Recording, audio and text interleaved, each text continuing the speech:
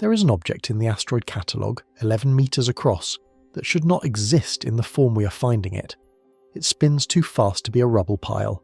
It reflects too much sunlight to be a typical asteroid. It accelerates in a way that gravity alone cannot explain, with no visible coma or tail to account for the extra push. Its orbit, almost exactly a Mars transfer trajectory, looks more like a spacecraft itinerary than an asteroid path. For 25 years it sat quietly in the catalogue. Then, 5 days ago, a Harvard physicist published a paper claiming the object is not an asteroid at all. It is the lost Soviet spacecraft Phobos 1, silenced in 1988 by a missing hyphen in a ground control command. Drifting in plain sight ever since, a Japanese probe is already on its way to find out. And what comes back from that rendezvous in 6 years will either resolve the most quietly important argument in modern asteroid science, or open a much bigger one. If this has you hooked, subscribe to the Sky Lab, because the question of what is hiding in the asteroid catalogue is one we're going to keep coming back to. Drop a comment telling me where you're watching from and what you would call this thing if it turns out not to be natural. You will want to be here for this one. Now, let us get into it. Part 1. The asteroid that wasn't.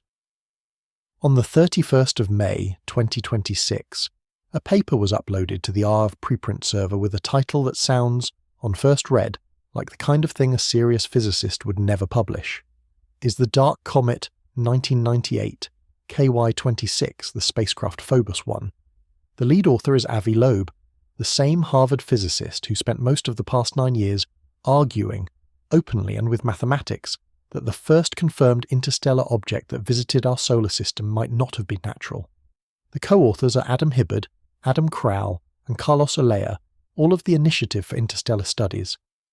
The paper is 6 pages of orbital mechanics, 2 figures of trajectory plots, and 1 quiet sentence buried near the end that, if you take it seriously, does something the asteroid catalogue is not supposed to allow. It says that the Hayabusa 2 spacecraft, currently on its way to a small asteroid that the Japanese Space Agency intends to rendezvous with in July 2031, may not be on its way to an asteroid at all. It may be on its way to a Soviet probe. The object in question is called 1998 KY26. It was discovered on the 28th of May 1998 by a survey called Spacewatch operating at the Kitt Peak Observatory in Arizona. It is, by all the official designations, a near-Earth Apollo group asteroid, 11 meters across, spinning so fast that a day on its surface lasts 5 minutes and 21 seconds on an orbit that brings it within roughly 1 lunar distance of Earth on its closest approaches. For the past 25 years it has sat quietly in the asteroid catalogue, observed periodically by ground-based telescopes, given a tracking number, and otherwise left alone. The Japanese Space Agency, JAXA, chose it as a rendezvous target for the extended mission of Hayabusa 2 after the spacecraft returned its sample of the asteroid Ryugu in December of 2020. The reason JAXA chose it was that it is small, accessible, and would make the first close study of any object on the 10-meter scale in the history of space exploration. That is the official story. That has been the official story since 1998. And until last year, almost no one outside a small community of asteroid researchers thought it was incomplete. What changed is that in the autumn of 2025, a paper appeared in the journal Nature Communications, with a long list of co-authors and a title that did not draw much attention outside the field. The paper reported the results of a new observational campaign during the closest approach of 1998, KY26 in 2024. New observations, new instruments, much better precision than the original 1998 measurements, and the numbers that came back were not the same numbers that had been in the catalogue for 27 years. The original estimates said the object was about 30 meters across. The new measurement said 11 meters, give or take 2, 3 times smaller than astronomers had thought. The original light curve work said the rotation period was about 10.7 minutes per cycle. The new measurement said 5.3516 minutes per cycle, with an uncertainty in the 5th decimal place. Half the previous period, twice as fast, and the geometric albedo of the surface, the measure of how much sunlight the object reflects, came back at 0.52 with an uncertainty of 0.08. That last number is the one you should look at twice. The albedo of a typical asteroid in the X-type spectral class, which is what the surface chemistry of 1998 KY26 suggests it is, runs somewhere between 0.1 and 0.3. Some of the brighter X-types touch 0.4. Almost nothing in the natural asteroid population reflects more than half the sunlight that hits it. There are surfaces in the solar system that do, but they are not asteroid surfaces. They are ice, which this object does not have. They are polished metal, which natural objects do not have either. The closest match in nature to an albedo of 0.52 is fresh frost on a comet, and this object is not a comet. The closest match in human engineering, by contrast, is the multi-layer insulation blanket used for thermal control on spacecraft. The aluminum-coated mylar reflectors on spacecraft thermal control surfaces routinely come in around 0.5. So do the polished aluminum exteriors on antennas. So do the glass cover slides on solar panels seen at certain angles. When you put the three new measurements next to each other, you do not get an asteroid. You get an object 11 meters across, with a reflectivity in the spacecraft range, spinning so fast that the centrifugal force at its equator exceeds the gravitational binding force of any plausible rubble pile, which means it has to be a single, solid, coherent piece. Asteroids of that size in the natural population almost always turn out to be rubble piles. The exceptions, the monolithic ones, are rare enough that the 1999 paper that first measured the rotation rate of 1998 KY26 called out specifically that the object could not be a rubble pile and had to be held together by material strength. That paper, by Stephen Ostrow of the Jet Propulsion Laboratory and his collaborators, was published in the journal Science 26 years ago. It is the first time anyone realized that something was strange about this object. It is also the paper that established the most important physical fact about it, which is that whatever it is held together by something stronger than its own gravity. What that material is, the 1999 paper did not say. There was no way to know. Radar observations and optical photometry can tell you the size and shape and spin rate of an object, but they cannot tell you whether you are looking at solid rock or a fully fueled spacecraft. Both of those things would give you the same monolithic signal, and both of them would survive a 5-minute rotation without flying apart. For 25 years, the assumption was that 1998 KY26 was solid rock. There was no compelling reason to think otherwise. The community had no expectation that small near-Earth objects could be anything other than natural. The dark comet category, which is what the object got informally classified as in 2023, was proposed to handle a small population of asteroids whose orbits showed anomalous non-gravitational acceleration that could not be cleanly explained by gravity alone. The mainstream explanation for that anomaly involved very faint outgassing of small amounts of ice, invisible to telescopes but enough to nudge the orbit. 1998. KY26 fits that category. Its orbit has a measurable non-gravitational acceleration, with a component perpendicular to its orbital plane, and that component is the kind of thing that ordinary thermal recoil cannot explain. So it got tagged as a dark comet candidate, and the conversation moved on. The reason the Loeb paper exists is that the 2025 Nature Communications measurements made the conversation impossible to leave alone. An 11-meter object, with a spacecraft-scale reflectivity, spinning at a rate that requires monolithic structural strength on an orbit that resembles a Mars transfer trajectory more than a typical near-Earth asteroid, with anomalous acceleration that fits the kind of force you would expect from sunlight pushing on a thin reflective surface. The combination of those features is what asteroid astronomers would call statistically uncomfortable. The combination of those features is also what the Soviet Union launched toward Mars in July of 1988. The first time you read the Loeb paper, the temptation is to dismiss it.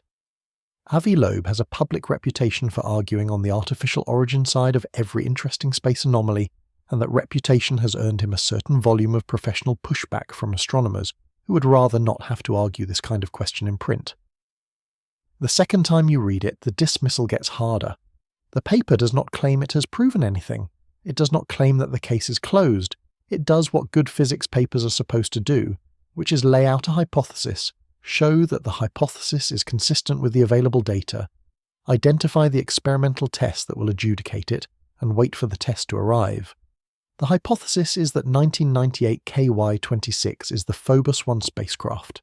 The data the hypothesis has to be consistent with is the orbit, the size, the albedo, the spin rate, the shape, and the anomalous acceleration. And the experimental test is the Hayabusa 2 rendezvous in July 2031. What this video is about is not the existence of a new asteroid. It is about a paper that argues the asteroid catalogue has been wrong about an object since 1998. It is about the possibility that one of the millions of objects we have categorized as natural is actually something we lost and forgot, and never looked at again. And it is about the deeper question that any honest reading of the paper has to face, which is whether the catalogue is more porous than we have been led to believe. We will get to that question. But to get to it honestly, we have to go through the 6 things that do not fit. We have to look at each of the physical anomalies of 1998 KY26 independently, the way a working astronomer would look at them, and we have to ask whether each one, on its own, is the kind of thing a natural object can produce. And then we have to look at what happens when you put them all on the same table. There is also, somewhere out there on a trajectory that is going to bring it close enough to Earth to be visible through small telescopes, an object that nobody is arguing about. It is called 1997 NC1. It is a real asteroid. It is somewhere between 710 meters and 1.6 kilometers across, and it is going to pass Earth on the 27th of June, 2026, at a distance of about 2.57 million kilometers, which is 6.5 times the distance to the Moon. We will come back to that one later in the video, because it does something specific to the argument. It reminds us that while we are arguing about whether an 11-meter object is a Soviet ghost, the asteroid catalogue is also telling us, with no controversy at all, that a kilometre-scale object is going to sweep past us in 3 weeks. The catalogue can be wrong about small things and right about big ones at the same time. That distinction is going to matter at the end. For now, though, hold this in your head. There is a paper published 5 days ago by a Harvard physicist and 3 collaborators at the Initiative for Interstellar Studies that claims one of the asteroids in the catalogue is not an asteroid. There is a Japanese spacecraft already on its way to find out the rendezvous is 6 years away, and the question of what is going to be in the photographs when Hayabusa 2 arrives at 1998 KY26 is the question this entire video is built around. That is the spine. Everything else is evidence. Part 2. The 6 things that don't fit. If you want to understand why a working physicist looked at the measurements of 1998 KY26 and decided to write a paper arguing that the object is a piece of 1988 Soviet hardware, you have to look at the measurements the way he looked at them. Not as a list of bullet points on a catalogue page, but as 6 independent pieces of evidence, each of which has its own probability of being produced by a natural object, and each of which points in the same direction. The first thing that does not fit is the size. 11 meters. To put that in perspective, the Space Shuttle external tank was about 47 meters long. The Hubble Space Telescope is 13 meters long. The James Webb Space Telescope, with its sunshield fully deployed, is about 20 meters across. The Voyager spacecraft, which is among the smallest interplanetary probes we have ever sent, is about 3 meters across without its antenna, and about 13 meters from the tip of one extended boom to the tip of the other. The Phobos 1 spacecraft in cruise configuration, with its solar panels extended and its high-gain antenna deployed, was about 10 to 12 meters in its longest dimension. 11 meters is squarely inside the spacecraft size range. It is also, to be fair, inside the small near-Earth asteroid size range. The catalogue contains thousands of objects between 5 and 20 meters across, and almost all of them are natural. The point is not that an 11-meter object cannot be an asteroid. The point is that an 11-meter object is the size of a spacecraft, and when you start asking whether a particular 11-meter object might be a spacecraft rather than an asteroid, the size does not rule it out. Size, by itself, is not an anomaly. It is a precondition. It is the first thing the Loeb paper would need to be true for the rest of the argument to even be worth making. The second thing that does not fit is the reflectivity. We talked a little about this in the first part, but it deserves a closer look, because it is the single most distinctive feature of 1998 KY26 on the new data. Asteroid albedos, the fraction of incident sunlight a surface reflects, run across a wide range. The very darkest asteroids, the C-types and the D-types, reflect about 3 to 7% of the light that hits them. The S-types, which are the most common kind of stony asteroid, reflect about 20%. The M-types, which are metallic, can reflect up to 40%.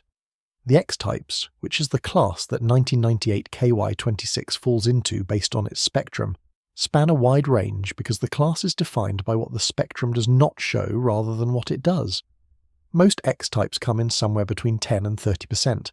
Almost nothing in the natural population goes above 40%. 1998 KY26 reflects 52% of the sunlight that hits it. There is uncertainty in the measurement, which puts the real value somewhere between 44 and 60%. But even the lowest end of that range is at the upper edge of the natural population, and the central value is outside it. The list of things in the solar system that reflect that much sunlight is short. Freshwater ice can do it. Some salt deposits can do it. Some metallic surfaces can do it. And spacecraft thermal control blankets do it routinely, because they are designed to. If you look at a photograph of any modern interplanetary probe in space, you will see that almost the entire exterior is wrapped in something gold or silver. That is multi-layer insulation. It is a sandwich of thin reflective film, sometimes aluminum-coated mylar, sometimes Kapton with gold reflective coating, separated by spacer material so that radiative heat transfer between the layers is minimized. The thermal control engineers who design these blankets do not particularly care about the albedo, but they end up with surfaces that are very, very reflective as a side effect of being good at insulating. Phobos 1 was wrapped in standard Soviet thermal blankets of this kind. Its expected integrated albedo, averaged over all aspect angles, would have come in close to 50%, which is to say, very close to what 1998 KY26 measures today. The third thing that does not fit is the spin rate, 5 minutes and 21 seconds per rotation. This one is genuinely strange, and it has been strange since the 1999 Ostra paper measured it for the first time. The reason it is strange is not the speed itself, but what the speed implies about the structure of the object. When an object spins, the parts of it furthest from the rotation axis experience centrifugal acceleration outward. The size of that acceleration depends on the radius and the spin rate. For an 11-meter object spinning at 5.35 minutes per cycle, the centrifugal acceleration at the equator works out to about 1.3 meters per second squared. That number does not sound like much until you compare it to the gravitational binding of an 11-meter natural asteroid. The surface gravity of an asteroid of that size, assuming a normal density of around 2,000 to 3,000 kilograms per cubic meter, is roughly 1 millimeter per second squared. The centrifugal force at the equator of 1998 KY26 is about 1,300 times stronger than the gravitational binding force.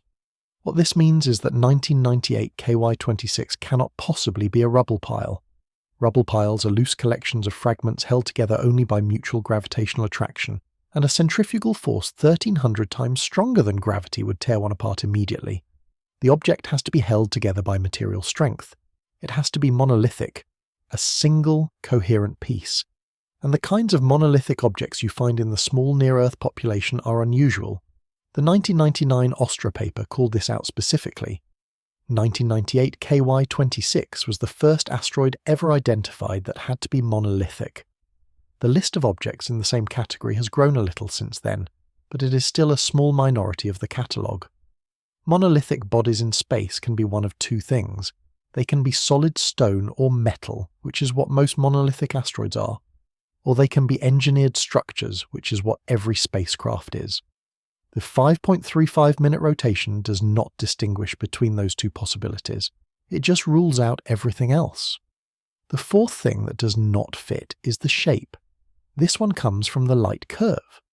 When you watch an object rotate and you measure how its brightness changes over time, you can infer the shape from the pattern of brightness variations. A perfectly spherical object would not vary in brightness at all as it rotated, because it would always present the same cross-section to the observer.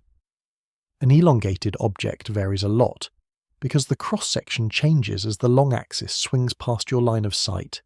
1998 KY26 varies in brightness substantially as it rotates. The exact aspect ratio that best fits the light curve is somewhere between 2:1 and 3:1, which is elongated but not extreme. Phobos 1, with its main body, its extended solar panels, and its high-gain antenna boom, was elongated by roughly that ratio. A tumbling spacecraft, with its components stacked in the cruise configuration the Soviets used for the Phobos program, would have produced exactly the kind of light curve we see. The shape, by itself, is also not unique to spacecraft. Plenty of asteroids are elongated, but the specific aspect ratio is suspicious in combination with everything else. Because the aspect ratio of a tumbling spacecraft is not random. It is set by the geometry of the spacecraft, and the geometry of Phobos 1 matches. The fifth thing that does not fit is the orbit. This is the one that drove the Loeb collaboration to choose Phobos 1 as the candidate match rather than some other lost Soviet probe. The orbit of 1998 KY-26 has a perihelion of 0.98 astronomical units and an aphelion of 1.47 astronomical units. The perihelion sits just inside Earth's orbit. The aphelion sits just outside Mars's orbit. This is, almost exactly, a Hohmann transfer ellipse between Earth and Mars. A Hohmann transfer is the most efficient way to get from one circular orbit to another, and it is the standard textbook trajectory for sending a spacecraft from Earth to Mars. Every Mars mission ever flown has used some variation on it. The trajectory has a specific geometric signature in solar coordinates.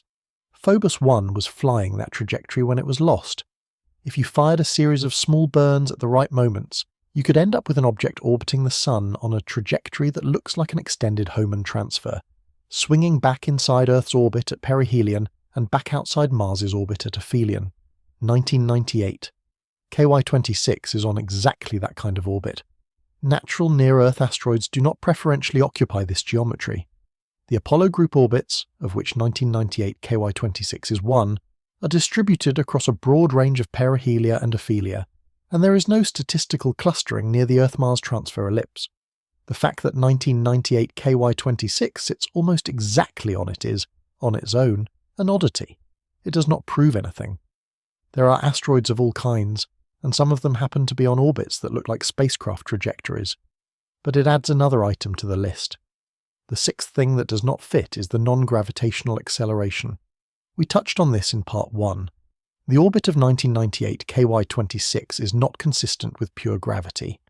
There is an extra force acting on the object, small but measurable, that pushes it in a direction that gravity alone cannot account for. Some of that extra force is consistent with the Yarkovsky effect, which is a thermal recoil mechanism that arises when a rotating object re-radiates absorbed sunlight asymmetrically. Yarkovsky is well understood and routinely measurable for small near-Earth objects, but the residual that is left over after you subtract the expected Yarkovsky contribution has a component that points out of the orbital plane, and the out-of-plane component is what the dark comet hypothesis needs to explain. The mainstream explanation, the one that has been the default since the dark comet category was formally proposed in 2023, is that very small amounts of ice on or just below the surface are sublimating, producing tiny gas jets that nudge the orbit. The jets are too small to make a visible coma and too cold to leave a strong thermal signature, but they are large enough to perturb the trajectory measurably over years of observations. This is the explanation that gives the dark comet category its name. The object behaves like a comet dynamically, but does not look like one. The problem with that explanation in the specific case of 1998 KY-26 is that the acceleration has been measurable for the entire observed history of the object, and the mass loss rate required to produce the observed acceleration is large enough that over the past 27 years, the object should have lost a substantial fraction of its mass. It should also have produced a detectable thermal signature in the infrared, and infrared follow-up observations have repeatedly come up empty. There is no coma. There is no dust. There is no infrared excess. There are no spectroscopic lines indicating the presence of water vapor, carbon dioxide, carbon monoxide, or any of the other volatiles that a sublimating comet should be releasing. The acceleration is there. The outgassing the acceleration is supposed to imply is not. The alternative explanation, the one Loeb has been proposing since his 2018 paper on Oumuamua, is solar radiation pressure. Sunlight has momentum, and when it hits a reflective surface, it transfers a small amount of that momentum to the surface in the form of a push. The size of the push depends on the area of the surface, the reflectivity of the surface, and the inverse square of the distance from the Sun. For an ordinary asteroid, the area-to-mass ratio is too small for solar radiation pressure to produce any noticeable acceleration. For a thin reflective structure with a high area-to-mass ratio, the acceleration is significant. A solar panel, for instance, or a thermal blanket, or a high-gain antenna dish, all of which are spacecraft components. If 1998 KY-26 is a spacecraft, then it has a large reflective surface area, a relatively low total mass for its dimensions, and a stable attitude that keeps its surfaces oriented in roughly the same way relative to the Sun. Sunlight pushes on those surfaces continuously, and the push has a 1 over distance squared dependence that exactly matches the observed acceleration profile. The push also points in a direction set by the attitude of the spacecraft, which can produce the out-of-plane component that ordinary asteroid Yarkovsky cannot. This is the sixth thing. The non-gravitational acceleration is consistent with sunlight pressing on a spacecraft, and the absence of any cometary signature is consistent with the object not actually being a comet. Each of these six things, individually, has a natural explanation that working astronomers would defend. 11 meters can be an asteroid. Albedo 0.52 can be a rare bright asteroid. 5-minute rotation can be a rare monolithic asteroid. Elongated shape can be a rare elongated asteroid. Hohmann transfer geometry can be coincidence. Non-gravitational acceleration can be invisible outgassing. Each one is possible. Each one is improbable. And the combination of all six pointing in the same direction is the kind of pattern that working physicists notice and write papers about. That is what the Loeb collaboration noticed. That is what the paper argues. And the question of whether the alignment is coincidence or whether it is evidence is the question we're about to walk into. There is one more thing worth saying before we leave the six anomalies behind. The way working astronomers usually weigh evidence in cases like this is something called the likelihood ratio. You ask, for each piece of evidence, how much more probable that evidence is under one hypothesis than under another. If a piece of evidence is twice as likely under hypothesis A as under hypothesis B, the likelihood ratio is 2. If the evidence is 100 times more likely under A than under B, the ratio is 100. The way the ratios combine when you have multiple independent pieces of evidence is that you multiply them together. 2 pieces of evidence at ratio 10 each give you a combined ratio of 100. 3 pieces at ratio 10 each give you a combined ratio of 1,000. And so on. The Loeb paper does not explicitly run this calculation because the individual ratios are hard to pin down. The size of an object being in the spacecraft range, conditional on the object being natural versus the object being a spacecraft, is hard to put a single number on because the spacecraft size distribution and the asteroid size distribution overlap in this range. The same is true for the albedo, where you can argue about whether the X-type natural population truly does not extend to 0.52 or whether it does at very low frequency. The same is true for every one of the six. The numbers are not precise, but the direction is what matters. Every one of the 6 anomalies makes the spacecraft hypothesis more likely relative to the natural hypothesis by some amount. The multiplicative combination of 6 such ratios, even if each individual ratio is only 2 or 3, gets you to a combined ratio in the hundreds. The Loeb paper's argument is essentially that this combined ratio is high enough that the spacecraft hypothesis has become the simplest explanation for what we see, and that the burden of proof has shifted onto the people who want to defend the natural classification. This is not a calculation working asteroid astronomers will accept without pushback. Some of them will argue that the individual ratios are smaller than the Loeb paper implicitly assumes. Some will argue that the anomalies are not independent, that they are coupled in ways that reduce the effective number of independent pieces of evidence. Some will simply argue that the dark comet category, with its faint outgassing mechanism, is enough to explain everything. All of these are defensible positions. None of them are decisive. What is decisive is the test that arrives in 2031. The argument about how to weigh the existing evidence is going to continue, in print, between Loeb and the dark comet community for the next several years. The argument will not be resolved by argument. It will be resolved by imagery. Part 3. The missing hyphen. To understand why the Loeb paper picked Phobos 1 specifically as the candidate match for 1998 KY26, you have to know the story of Phobos 1. It is one of the most consequential typographical errors in the history of spaceflight, and almost no one outside the small community of spaceflight historians knows it. The reason the story matters for this video is that it explains why Phobos 1 is the spacecraft that could end up on the orbit 1998 KY26 is on. It also explains why, almost 40 years later, we are still talking about it. The 7th of July, 1988. Baikonur Cosmodrome in the Kazakh Soviet Socialist Republic, southern part of what was then the Soviet Union. A Proton K rocket lifts off from one of the launch pads, carrying a spacecraft on the heaviest interplanetary probe the Soviet Union has ever launched. The spacecraft is called Phobos 1. It weighs about 2,600 kilograms in its cruise configuration, and it is on a trajectory that will take it to Mars in early 1989. The Phobos program was the most ambitious Soviet planetary mission of the entire space race. It was not just about getting to Mars, it was about getting to Mars and then doing something nobody had ever done before. The plan called for 2 spacecraft, Phobos 1 and Phobos 2, both targeting not the planet itself but its larger inner moon, Phobos. The moon Phobos is small, about 22 kilometers across, irregular in shape, dark, and very low in density. It orbits Mars at a distance of less than 10,000 kilometers, which is closer to its planet than any other moon in the solar system relative to its size. Some astronomers had speculated that Phobos might be a captured asteroid. The Phobos program was going to find out. The instrument payload was extraordinary for its time. The spacecraft carried gamma-ray spectrometers for measuring elemental composition, neutron and proton counters for measuring radiation environment, magnetometers for studying the interaction between the solar wind and Mars's weak magnetic field, a plasma analyzer for measuring the solar wind directly, and several optical and infrared imagers for mapping the surfaces of both Mars and its moon. But the centerpiece of the instrument suite was an instrument called LIMA-D, the Soviet acronym for a laser mass analyzer. LIMA-D was designed to be deployed from low altitude over the surface of Phobos and to fire a laser pulse at the surface, vaporizing a small spot of regolith, then catching the ejector with a mass spectrometer to determine the chemical composition. This is the kind of instrument that engineers describe with the kind of careful enthusiasm engineers reserve for things that are simultaneously beautiful and absurd. It worked, in the sense that it was built and flew. Whether it would have worked at Phobos is something we will never know. There was also a lander. Phobos 1 carried a small descent vehicle called DAS, intended to set down on the surface of Phobos and conduct experiments at a single fixed location.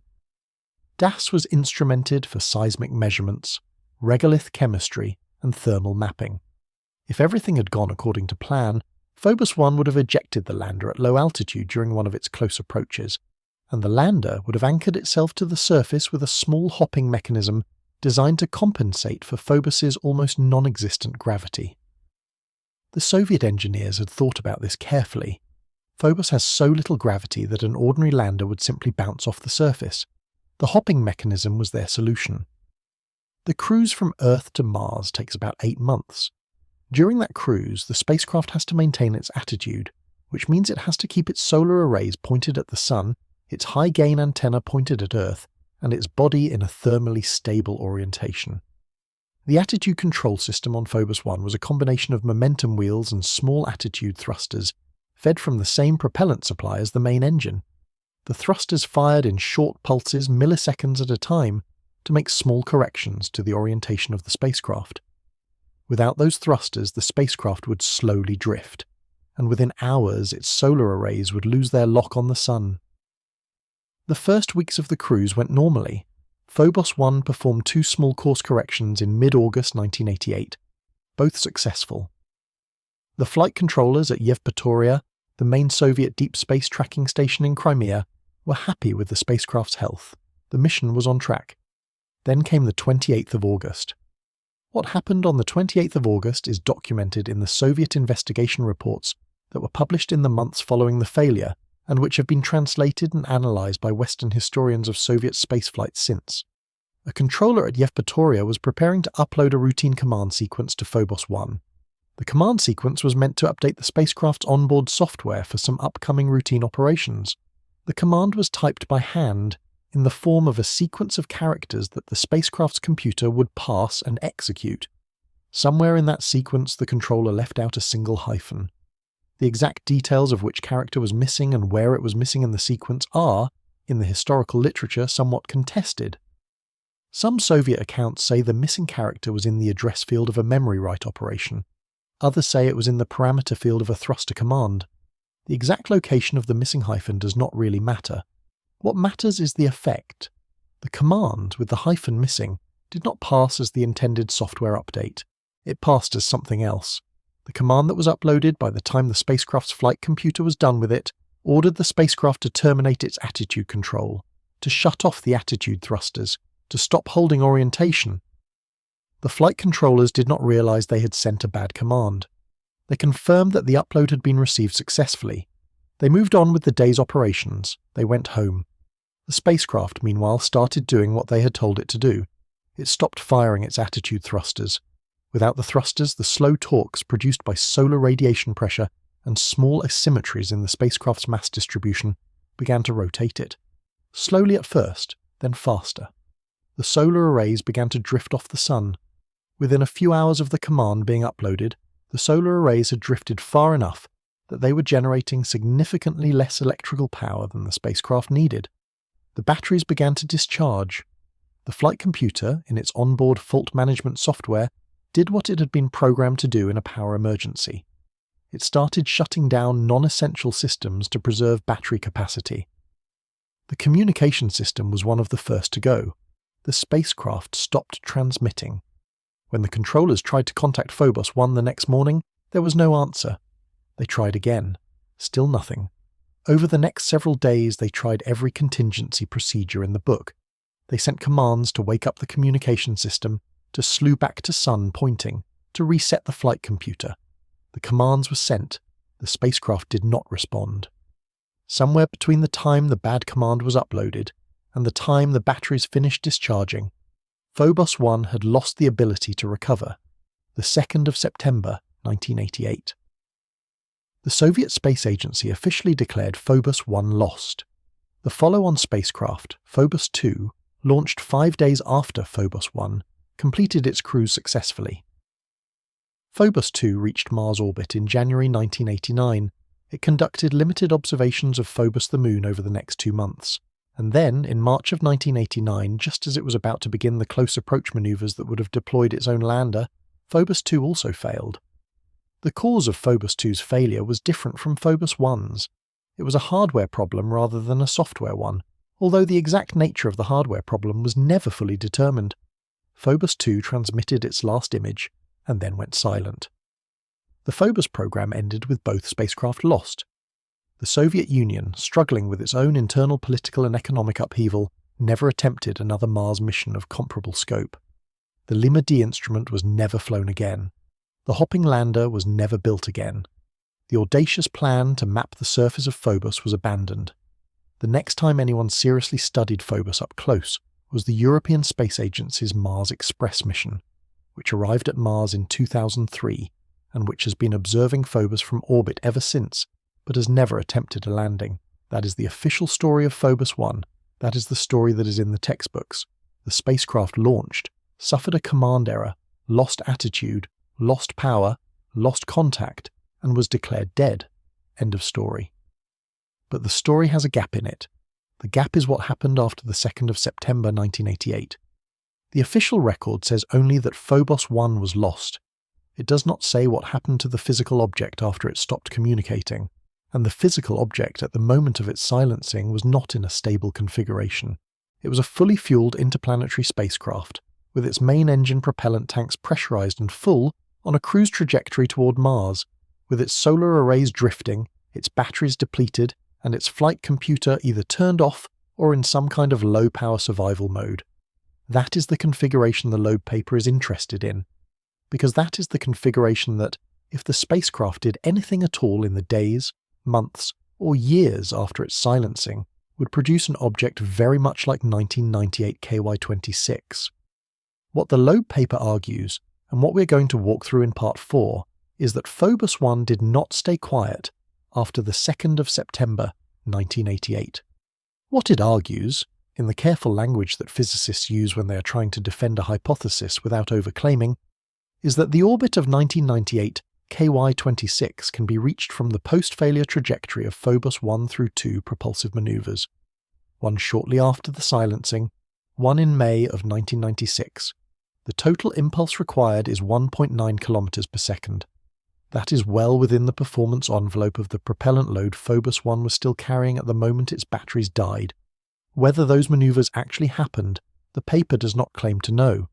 It only claims that they could have, that the energy budget for them is consistent with what Phobos 1 had on board, and that if they did, the resulting orbit is statistically indistinguishable from the orbit 1998 KY-26 is on today.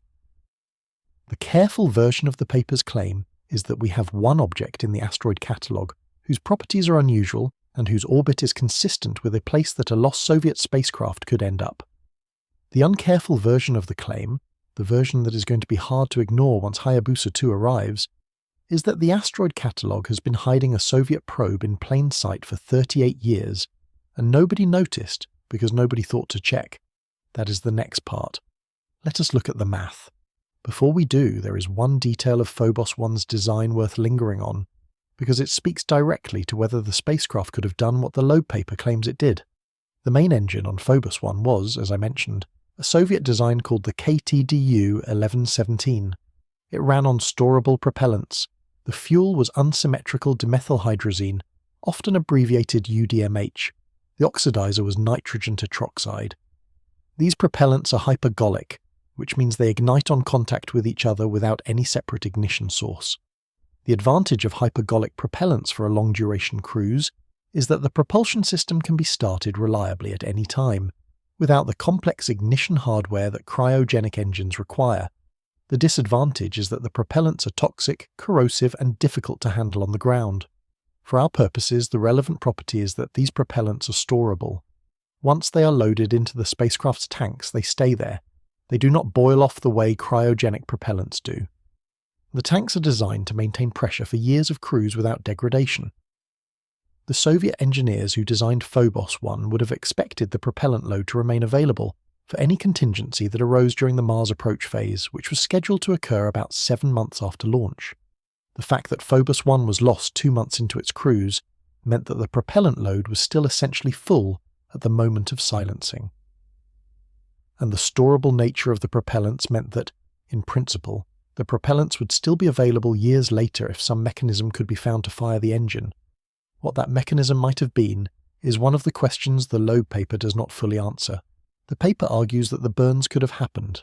It does not explain how a spacecraft with depleted batteries and no contact with ground control could have fired its engine. The implicit assumption seems to be that the spacecraft's flight computer, even in a low-power survival mode, might have retained some pre-programmed contingency response capability. Soviet spacecraft of this era were typically programmed with autonomous fault management routines that could attempt recovery without ground intervention. Whether those routines were sophisticated enough to fire the main engine in a recovery attempt is, in the public literature, not clear. This is one of the weaknesses of the Loeb argument, and it is worth flagging honestly. The orbital mechanics work, the energy budget works, the physical properties of the candidate object work, but the operational story, the question of how a spacecraft with no ground link could have actually executed 2 propulsive maneuvers years apart, has not been fully constructed. The paper leaves it as a possibility rather than a demonstrated capability. Working spaceflight historians who specialize in Soviet missions will have to weigh in on whether the autonomous recovery story is plausible. For now, hold on to the possibility, and let us look at what the orbital reconstruction actually shows. Part 4. The orbit reconstruction. The technical core of the Loeb, Hibbard, Crowell, and Ollier paper is 6 pages of orbital mechanics. The math is not difficult, in the sense that it does not use anything more sophisticated than first-year graduate-level celestial mechanics. The math is also not gentle, in the sense that the assumptions matter a great deal, and the conclusions are sensitive to the assumptions. We are going to walk through it in plain language, because the math is the part of the paper that either makes the hypothesis credible or breaks it. Start with what we know. We know where Phobos 1 was at the moment of its silencing. We know its position and velocity in solar orbit on the 2nd of September 1988.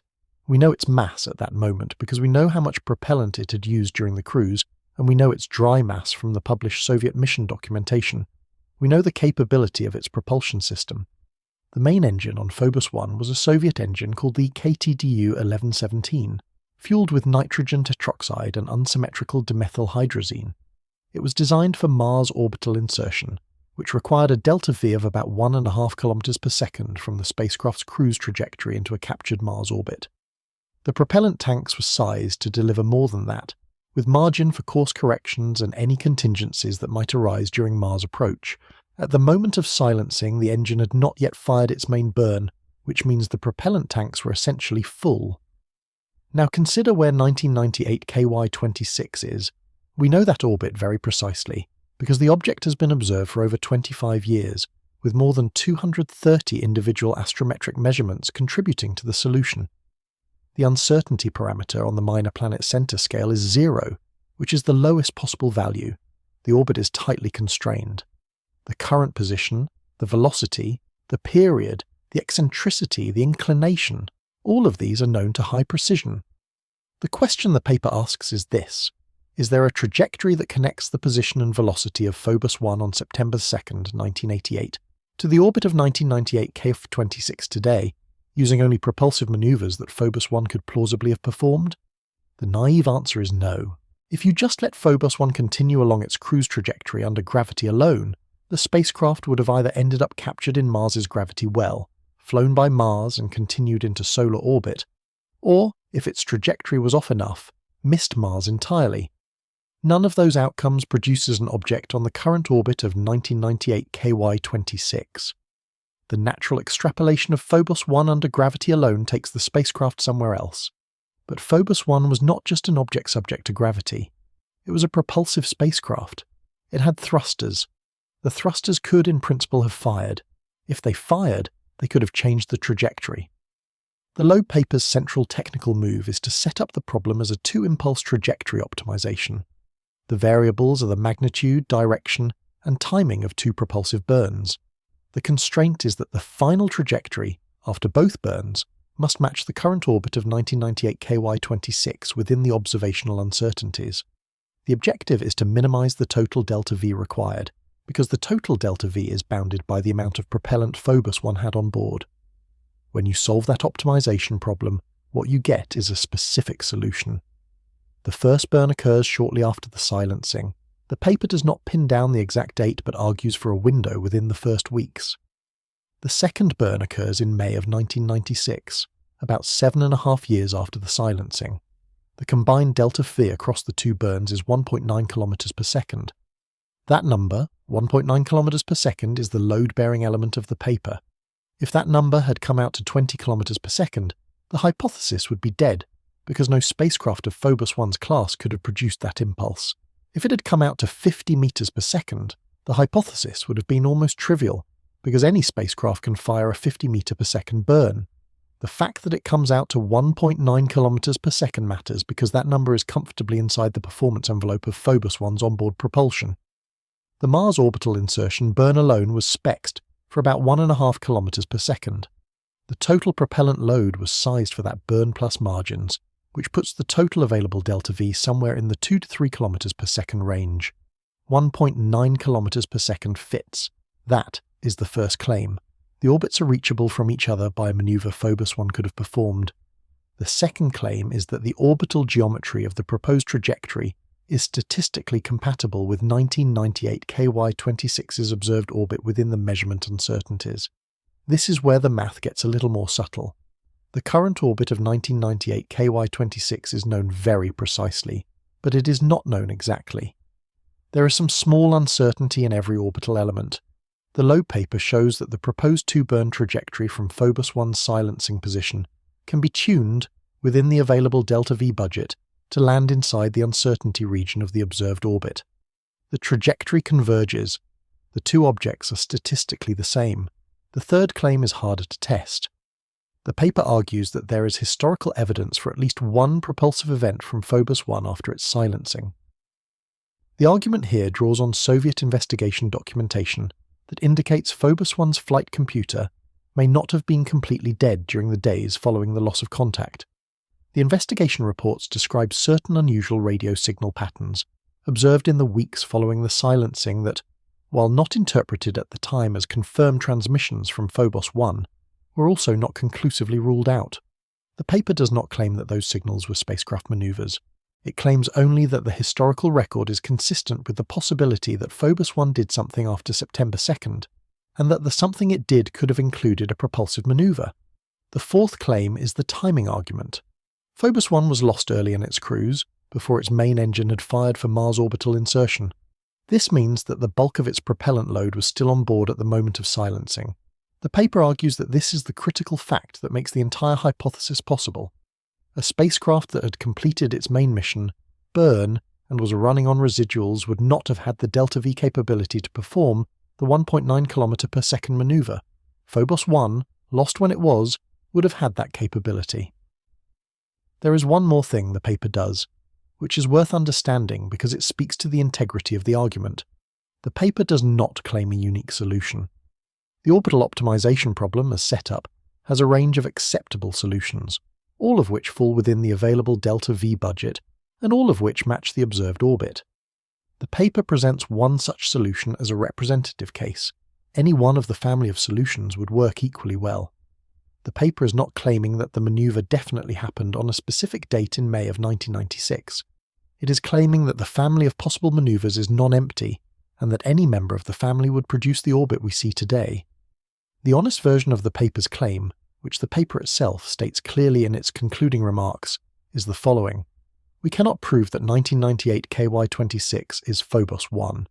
We can show that the orbit of 1998 KY26 is reachable from the silencing position of Phobos 1 by a maneuver Phobos 1 could have performed. We can show that the physical properties of 1998 KY26 are consistent with what we would expect Phobos 1 to look like today. And we can show that the historical record does not rule out the possibility that Phobos 1 performed such a maneuver. We can therefore identify 1998 KY26 as a candidate for Phobos 1, and we can identify the experiment that will resolve the question, which is the Hayabusa 2 rendezvous in July 2031. That is the careful version. That is what the paper actually argues. The less careful version, which is what the popular coverage of the paper has gravitated toward, is that a Harvard physicist has discovered that the asteroid catalogue has been hiding a Soviet spacecraft in plain sight for 38 years. That version overshoots what the paper actually says, but it captures something the paper is implicitly betting on, which is that the experimental test will, when it arrives, come down in favour of the hypothesis. The paper does not commit itself to that prediction in print. The paper just makes the case, lays out the evidence, identifies the test, and waits. What you have to decide as someone watching this video and reading about this paper is what level of credence to assign to the claim. The conservative position is that the alignment of 6 independent physical features with the Phobos, one hypothesis, is a curious coincidence, but does not warrant changing the dark comet classification. The aggressive position is that the alignment is strong enough that the prior probability of the spacecraft hypothesis should be moved significantly upward. The honest position is somewhere in between, and it is a position that has to acknowledge that this is not the first time someone has noticed that a so-called dark comet might not be a comet at all. It is not the first time, because someone has already done this experiment with a different object, and the answer came back exactly the way Loeb's framework predicted. We are going to spend the next part of this video on the case that started all of this, the object that gave Loeb the framework in the first place, and then we are going to spend the part after that on the case that proved the framework can be right. And then we are going to come back to Hayabusa 2 and to one other asteroid that is, completely separately, closing in on Earth this month, and that gives us a useful piece of context for thinking about what we are arguing about and what we are not. Part 5. The object that started all of this. If you want to understand why the Loeb paper exists, you have to understand why Avi Loeb has spent the past 9 years making the kind of arguments he makes. The answer to that question begins on the 19th of October 2017 at a telescope on top of a Hawaiian mountain. The telescope is called Pan-STARRS 1. It is a 1.8 metre wide field survey telescope on the summit of Haleakala on Maui. Its job is to scan the sky every clear night and look for things that move. Most of the things it sees are known asteroids, comets, and satellites. Occasionally it finds something new. On the 19th of October 2017, it found something new that did not behave like anything it had ever found before. The object was small. The object was fast. The object was coming from the direction of the constellation Lyra, which is well above the plane of the solar system. And when astronomers ran the orbital solution, they got a result that took several days to believe. The object was on a hyperbolic trajectory. Its eccentricity was greater than 1. It was not bound to the Sun. It had come from outside the solar system, was passing through, and was leaving again. It was the first object ever confirmed to have come from interstellar space. The Hawaiian word for first messenger, or scout, is Oumuamua. The object got that name. The International Astronomical Union created a new designation category for it. the interstellar object category with the prefix I. Its formal name became 1I 2017 U1 Oumuamua, and for the 11 days between its discovery and the last possible night of observation, before it became too dim to track, every working observational astronomer on Earth pointed every available instrument at it. What they saw was strange. It had no cometary tail. Comets passing close to the Sun develop a coma of sublimated gas and a tail of dust and ions extending away from the Sun. Oumuamua passed within 0.2 of an astronomical unit of the Sun. Any comet on that trajectory would have produced an enormous tail. Oumuamua produced nothing. No coma, no dust, no visible activity at all. It had no infrared signature either. The Spitzer Space Telescope was given a high priority observation request and stared at Oumuamua in the infrared. If there had been any sublimating ice on the surface, even in visible amounts, Spitzer should have detected the thermal signature of the vapour. Spitzer detected nothing. It had non-gravitational acceleration. As Oumuamua receded from the Sun, its trajectory diverged from a purely gravitational path. There was an extra outward force pushing it away from the Sun on top of gravity. The force scaled with the inverse square of the distance from the Sun, exactly as you would expect from solar radiation pressure on a reflective surface.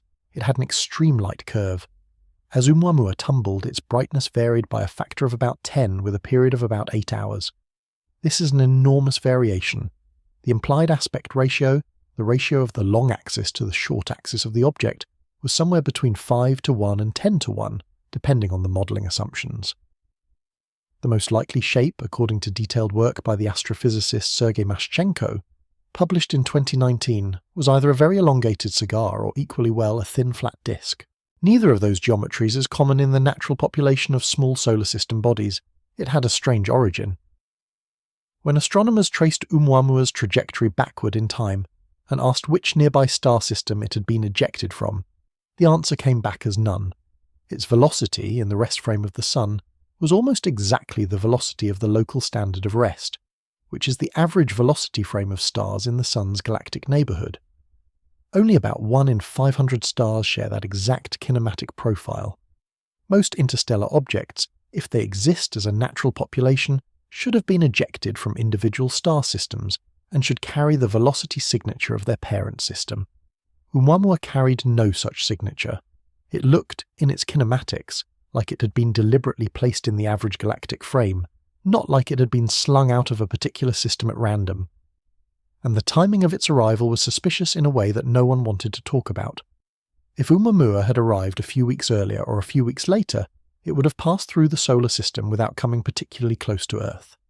The window during which it was actually observed, the window during which Pan-STARRS 1 happened to catch it, was almost exactly the window during which it was making its closest approach.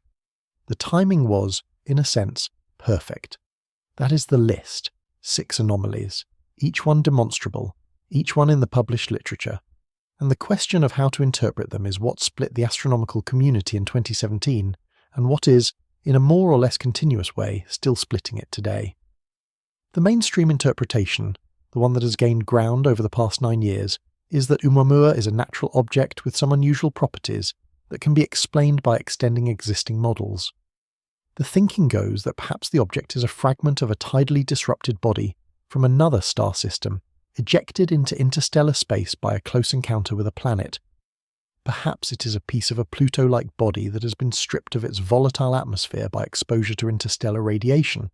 Perhaps it is a hydrogen iceberg, made of solid molecular hydrogen, which would explain the lack of detectable outgassing because hydrogen sublimation does not produce strong infrared signatures. Each of these explanations has been proposed in the literature. Each of them has problems. None of them is fully satisfying, but they are all natural.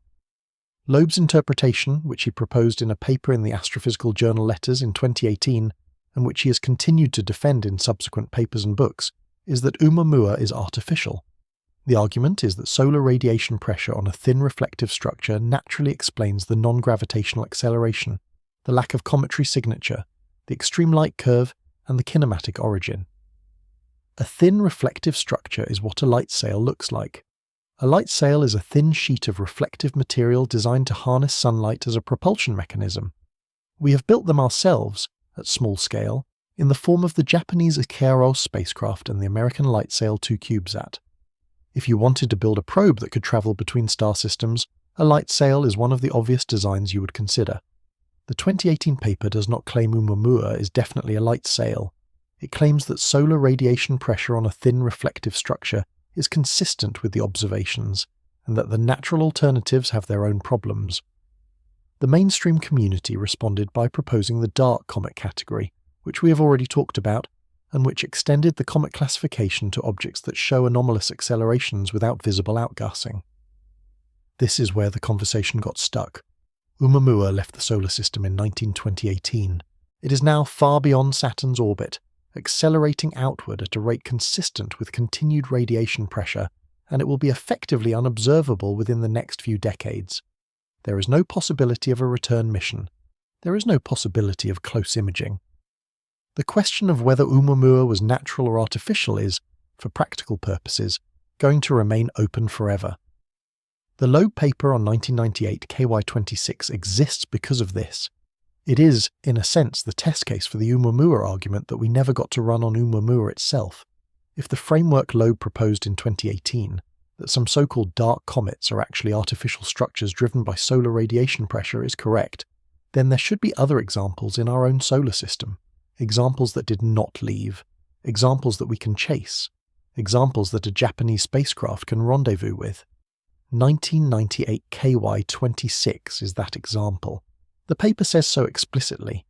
Loeb has stated publicly, in his Medium essay accompanying the paper, that confirming 1998 KY26 as technological would force the mainstream community to seriously reconsider the natural classification of Oumuamua. The two cases are connected in his argument. If the framework can be shown to be right for an object we can still observe, the framework gains credibility for the case we cannot. This is what the paper is implicitly asking the audience to understand. The argument is not about an 11-meter asteroid in our solar system. The argument is about whether the asteroid catalogue has been giving us an incomplete picture of what is out there, and whether the first confirmed interstellar visitor to our solar system might have been something other than a piece of rock. The two questions cannot be separated. The same physics is at play. The same kind of object is being argued about. The same Harvard physicist is making the same argument. And the experimental test, when it arrives at 1998 KY26 in 2031, will tell us whether the framework holds water. If the framework holds water, then the question of Oumuamua reopens. If the framework does not hold water, then the question of Oumuamua probably closes, even if it cannot be closed by direct observation, because the underlying mechanism the framework relies on will have been tested and failed. That is the bet. That is what we are watching for. The 31st of July 2031 is the date the Hayabusa 2 rendezvous begins, and what happens in the photographs that come back from that rendezvous will reach much further than 1998 KY26. There is something else about Oumuamua worth thinking through, because it bears on how to weigh the Loeb framework as a whole. The natural explanations for Oumuamua's properties, the ones that have been proposed over the past 9 years by working astronomers who do not accept the artificial origin argument, each have their own problems.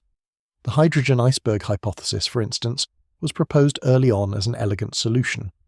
A solid block of molecular hydrogen, formed in the cold interstellar medium and then ejected into solar orbit, would sublimate at very low temperatures, producing the kind of faint outgassing that could explain the non-gravitational acceleration without producing detectable thermal signatures. The hydrogen would also be lightweight enough that the radiation pressure component would be enhanced. The problem with the hydrogen iceberg hypothesis is that hydrogen icebergs of that size cannot survive the journey through interstellar space. Detailed calculations published in the years after the initial proposal showed that exposure to galactic cosmic rays and interstellar ultraviolet radiation would erode a hydrogen iceberg of that size on timescales of about 10 million years. Oumuamua, based on its kinematics, was almost certainly older than that. The hydrogen iceberg should have evaporated before reaching us. The proposal was effectively retracted by its own authors within a couple of years of publication. The tidally disrupted fragment hypothesis was another attempt. The idea was that Oumuamua might be a fragment of a larger body that was tidally disrupted by a close encounter with a star, perhaps a white dwarf, in another planetary system. The disruption would produce thin, elongated shards consistent with Oumuamua's geometry, and the long exposure to interstellar conditions could explain the lack of volatiles. The problem with this hypothesis is that the population of such fragments expected from realistic stellar disruption rates does not match the kinematic profile Oumuamua had. The fragments should have inherited the velocity of their parent star system. Oumuamua's velocity is in the average frame of the galactic neighbourhood, not the velocity of any nearby star. The nitrogen ice hypothesis was a third attempt, proposed somewhat later, suggesting that Oumuamua might be a fragment of a Pluto-like body composed primarily of nitrogen ice. Nitrogen sublimates at a temperature where the resulting jets would be faint enough to escape detection.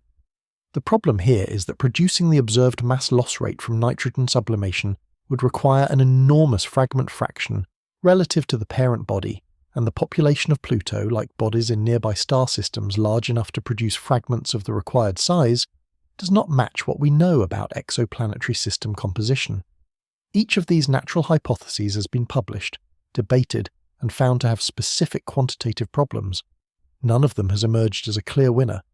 The mainstream community has not abandoned the natural explanation for Oumuamua, but the absence of a clean natural mechanism after 9 years of effort is, by itself, an observation about the difficulty of the problem. Loeb's framework offers a clean mechanism that explains all the anomalies simultaneously. The framework's only problem is that it requires admitting that an interstellar object might have been artificial, which is a step the community has not been willing to take without harder evidence than the Oumuamua observations could provide. That harder evidence is what 1998 KY26 could supply. If the framework works for an object we can chase, the case for taking it seriously on Oumuamua becomes much stronger. If the framework does not work, the case for it on Oumuamua becomes much weaker. The two cases are linked even though Oumuamua is gone and we will never see it again, because the underlying physics is the same. Part 6. The Proof Case. There is one thing that has to be said clearly before we move into the rest of the argument. The Loeb framework on 1998 KY26 is not new science. The framework rests on a precedent. There is at least one confirmed case in which an object that was about to be classified as a dark comet turned out, on closer inspection, to be a piece of human technology. That case is called 2020 SO. We have to talk about it, because it is the foundation everything else in this argument is built on. To explain why 2020 SO matters, we have to go back to where the dark comet category came from. The category was formally proposed in a paper by Darrell Seligman published in the Planetary Science Journal in 2023.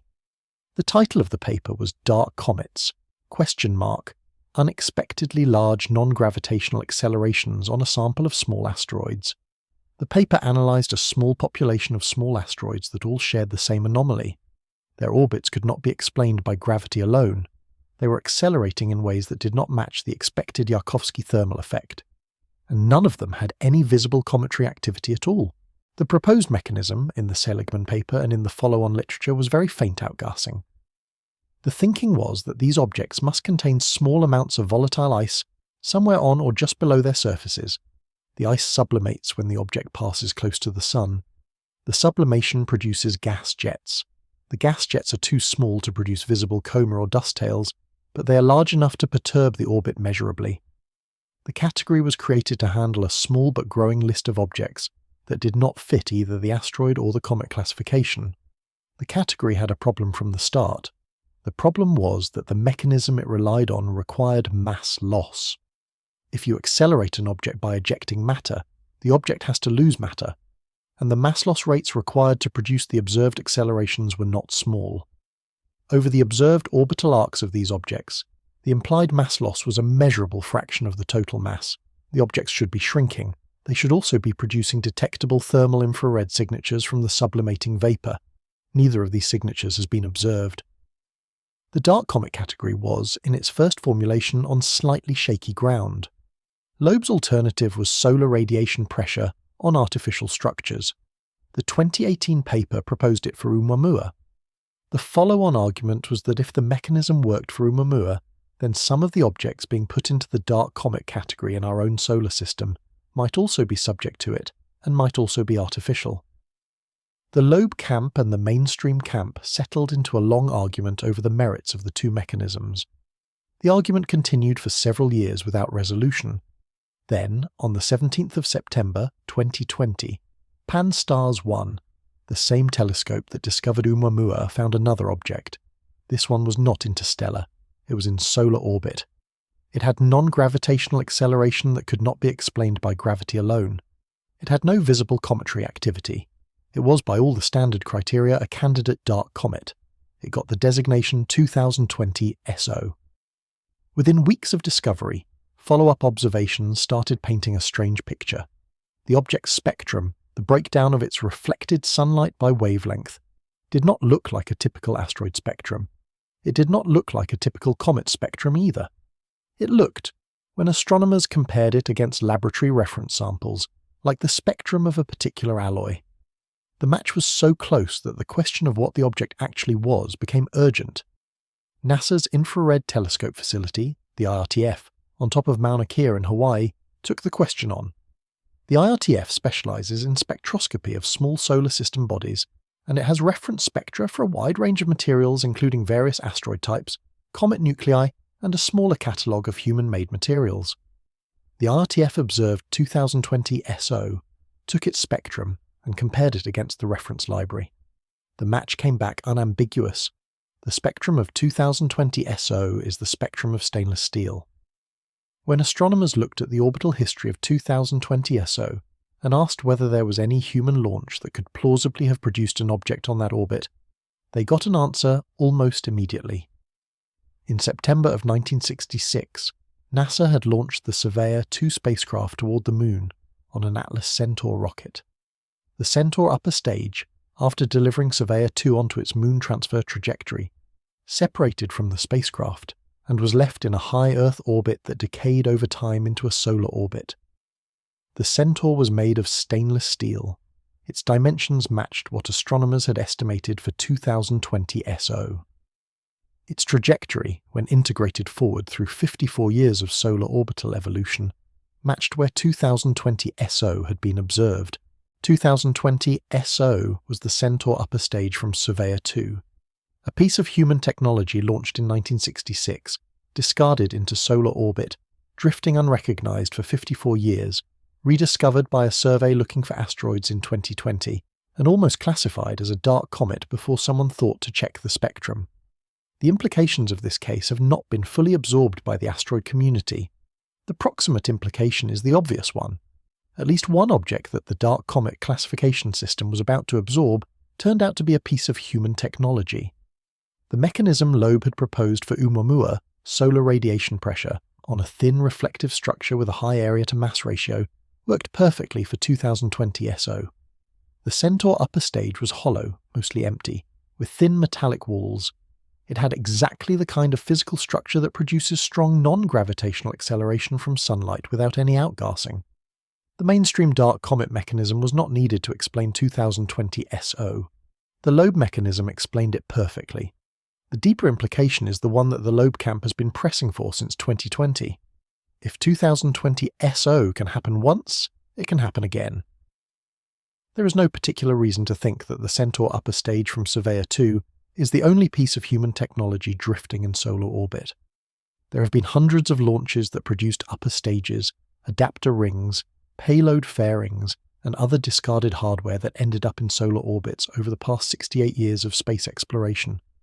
Most of that hardware has never been tracked. Most of it has never been catalogued. Some of it is presumably still up there, in solar orbits we have not bothered to verify, occasionally crossing the near-Earth space where surveys like Pan-STARRS-1 would notice it. The conservative implication is that the asteroid catalogue probably contains other unidentified human spacecraft contaminants. We just have not bothered to check them. Spectroscopic follow-up of every dark comet candidate is expensive, and surveys do not prioritize objects that look like ordinary asteroids.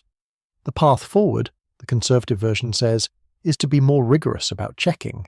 Take the existing dark comet candidates, run spectroscopy on them, see which ones come back with metal signatures, and reclassify those as human technology. The number of additional reclassifications based on this approach is probably small, maybe a handful, maybe none. The aggressive implication is the one Loeb's camp has been making since the Cloet paper in 2025. The Cloet paper argued that another dark comet candidate, 2005 VL1, might be the Soviet Venus probe Venera 2, which failed in 1965 during its cruise to Venus. The argument has the same structure as the 1998 KY-26 argument. The orbit of 2005 VL1 is reachable from the post-failure trajectory of Venera 2 by a propulsive maneuver that Venera 2 could plausibly have performed. The physical properties of 2005 VL1 are consistent with what Venera 2 would look like today. The paper does not claim certainty. It claims candidacy. Hayabusa 2 cannot rendezvous with 2005 VL1. There is no comparable mission planned. The question for that case will remain open. But the pattern is what matters. The Loeb camp has now identified, in published papers, 2 specific candidate matches between catalogued dark comets and lost 20th century spacecraft. The Centaur upper stage from Surveyor 2 has already been confirmed by independent spectroscopy. If even one of the 2 outstanding candidates, 2005 VL1 and 1998 KY-26, turns out to be a match, the pattern becomes hard to ignore. The mainstream response to this argument has been, in essence, that any individual case might be a misclassification, but the overall category is sound. The standard rebuttal is that the dark comet mechanism, faint outgassing, is well motivated theoretically and produces the right kind of acceleration profile, even if a few specific objects turn out to be misidentified human technology. The Loeb camp does not accept this rebuttal. The Loeb camp argues that the dark comet category was constructed post hoc to explain anomalies, that solar radiation pressure on artificial structures explains more naturally, and that the existence of 2020 SO is evidence that the category is, at least in part, a taxonomic placeholder for objects that the community is not yet willing to classify any other way. This is where the argument sits today. The Loeb camp says the asteroid catalogue has been hiding spacecraft for decades, and we're starting to figure out which ones. The mainstream says some misclassifications happen, but the dark comet category as a whole is real and well motivated. The 2 camps disagree in print about exactly how many of the dark comet candidates are likely to be artificial. What none of them disagrees about is what we're about to do. In July of 2031, a Japanese spacecraft is going to arrive at 1998 KY-26. It is going to take pictures. Those pictures are going to settle, definitively, what 1998 KY-26 actually is. And that single act of imaging is going to tell us whether the asteroid catalogue has been quietly hiding a Soviet ghost for 38 years, or whether the Loeb camp has been wrong all along. That is the spacecraft we have to talk about next. The Hayabusa 2 probe is 6 years from the most important rendezvous nobody is paying attention to, and we should look at what it is, where it came from, and what it is about to do. Part 7. The spacecraft that is already on the way. In December of 2020, in the South Australian desert, a small heat-shielded capsule fell out of the sky. The capsule landed at a recovery site in the Woomera Prohibited area, the same enormous tract of land where Australia has been testing rockets and recovering returning spacecraft for decades. Inside the capsule was about 5.5 grams of dust. The dust had been collected from the surface of an asteroid named Ryugu by a Japanese spacecraft called Hayabusa 2, which had spent the previous 6 years getting there, conducting the most precise asteroid sample return operation in history and getting the sample home. The Hayabusa 2 mission was, by any reasonable measure, one of the most successful planetary science missions ever flown. The spacecraft launched in December of 2014, arrived at Ryugu in June of 2018, surveyed the asteroid in detail, deployed 3 small rovers and a German lander to its surface, performed 2 touchdown maneuvers to collect samples, and even fired a small impactor at the asteroid to expose subsurface material that it then collected. It returned to Earth 6 years after launch, with samples that have been analysed by laboratories around the world and that have provided some of the most detailed information we've ever had about the composition and history of a primitive asteroid. When Hayabusa 2 delivered its sample capsule, the spacecraft itself did not return to Earth. It performed a flyby of Earth, released the capsule, and used its remaining propellant to put itself onto a trajectory for extended operations. The decision to extend the mission was made in September of 2020, and the extended mission profile was announced in detail in the month that followed. The spacecraft had about half of its original xenon propellant left in its ion engine tanks, plenty of electrical power, healthy communications, and a science instrument suite that was still fully functional. Letting it sit in solar orbit would have been a waste. What JAXA chose to do, after some debate within the mission community, was target 2 more asteroids. The first target is a small near-Earth object called 98943 Taurifune, also known by its provisional designation 2001 CC21. Taurifune is a stony asteroid about 700 meters across. Hayabusa 2 will conduct a flyby of Taurifune in July of 2026, just a few weeks from now. The flyby will be brief, lasting only a few hours, and will involve high-resolution imaging of the asteroid's surface and basic spectroscopic measurements. After Taurifune, the spacecraft will perform 2 gravity assist flybys of Earth. The first will be in 2027 and the second in 2028. These gravity assists are necessary because Hayabusa 2 does not have enough propellant in its tanks to reach 1998 KY26 by direct flight. It has to use Earth's gravity to bend its trajectory and gain the necessary velocity to catch up with the target. After the second flyby, the spacecraft will be on a long cruise to 1998 KY26. The cruise will last about 3 years. The rendezvous, the moment when Hayabusa 2 and 1998 KY26 occupy the same volume of space at the same time, will occur in July of 2031. The rendezvous phase is expected to last about a year. During that year, Hayabusa 2 will conduct close proximity operations of a kind that has never been attempted before with a spacecraft and a target this size. The original mission plan, designed when Hayabusa 2 was thought to be approaching a 30-meter asteroid, called for detailed imaging, possible target marker deployment, and possibly a touchdown sample collection of the kind Hayabusa 2 had already done at Ryugu. The new measurements of 1998 KY26, which show the target to be only 11 meters across and spinning every 5 minutes, have raised serious concerns about whether a touchdown is even possible. JAXA's mission planners have publicly discussed this. The spacecraft itself is about the same physical scale as the target. Approaching a body that is approximately your own size, spinning at the rate it spins, is a control problem of a kind no spacecraft has ever solved. The mission, in other words, may have to be conducted entirely from a safe standoff distance. The spacecraft may never actually touch the surface. It may only fly alongside, take pictures, run spectroscopy, and observe the target's behavior in detail before continuing on its trajectory. That is, for the purposes of the Loeb argument, all that matters. Because the question we are trying to answer does not require a touchdown. It requires imagery. The Hayabusa 2 science cameras can resolve features down to roughly centimeters at close range. They can see structure, they can see surface texture, they can distinguish between regolith, fractures, and crystalline rock on one hand, and engineered structures like bolts, antennas, panel hinges, thruster nozzles, propellant tank shapes, and the distinctive geometry of late Soviet Mars hardware on the other. If 1998 KY26 is a natural X-type asteroid, Hayabusa 2 will return images of an X-type asteroid surface. The surface will probably look something like Ryugu's surface, with regolith, boulders, possibly some impact craters, and the kind of dusty rocky texture that small asteroids produce. There will be no ambiguity about what kind of object we are looking at. We have spent enough time imaging asteroids to know what they look like. If 1998 KY26 is Phobos 1, Hayabusa 2 will return images of a spacecraft. There will be bolts, because spacecraft are bolted together. There will be antennas, because spacecraft communicate. There will be panels, because spacecraft have solar arrays. There will be thruster nozzles, because spacecraft maneuver. There will be the unmistakable engineered geometry of a late 1980s Soviet Mars hardware, which has been documented in detail in published mission reports, and which would be recognizable to any spacecraft engineer who studied the images. There is no ambiguity in what the test will reveal.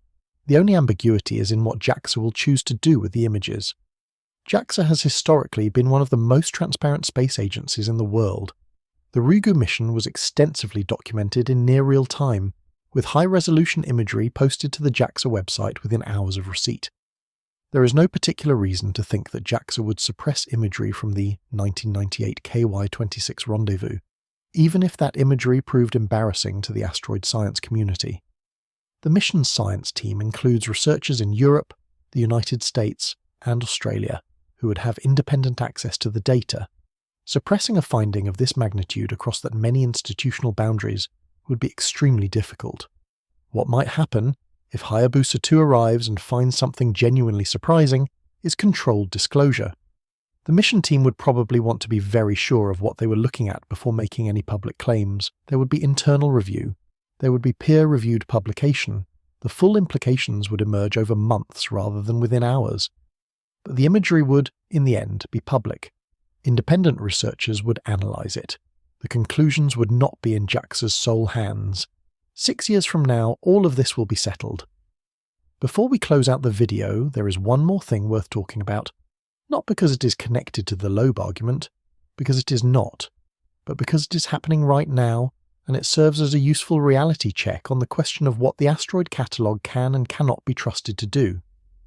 In 3 weeks, on the 27th of June 2026, at 11:16 Universal Time, a near-Earth asteroid called 1997 NC1 is going to make its closest approach to Earth on this orbital pass. The asteroid is somewhere between 710 meters and 1.6 kilometers across. It is a real asteroid. There is no question about that. It has been observed for nearly 30 years. It has a well-constrained orbit. It is, by the formal definition used by the International Planetary Defense Community, a potentially hazardous asteroid. It is potentially hazardous because of its size and because its orbit brings it close to Earth's orbit, not because there is any actual impact risk on this particular pass. The closest approach distance on the 27th of June will be about 2.57 million kilometers. That is 6.5 times the average distance to the Moon. It is comfortably outside any reasonable concern. The asteroid will be visible through small to medium amateur telescopes during the close approach, and there is a small but dedicated community of observers who are planning to watch it. The reason I bring this up is for the contrast. While a Harvard physicist is publishing a paper arguing that an 11-meter object in the asteroid catalogue might be a Soviet ghost, the same catalogue is also telling us, with no controversy at all, that a kilometre-scale object is going to sweep past Earth in 3 weeks. The catalogue can be wrong about small anomalous objects and right about big tracked ones at the same time. The Loeb argument is not that the asteroid catalogue is unreliable across the board. It is that the catalogue's classification of small anomalous objects is unreliable, and that small anomalous objects are exactly the kind of object that human technology drifting in solar orbit is going to look like. For the kilometre-class real asteroids, the planetary defence surveys have done extraordinary work. We have, as of today, identified more than 95% of the near-Earth objects larger than 1 kilometre in diameter. We track them, we know their orbits, we know when they will be close, and we know they will not hit us on the trajectories we currently have for them. 1997 NC1 is one of those tracked objects. It is going to be fine. We are going to watch it pass.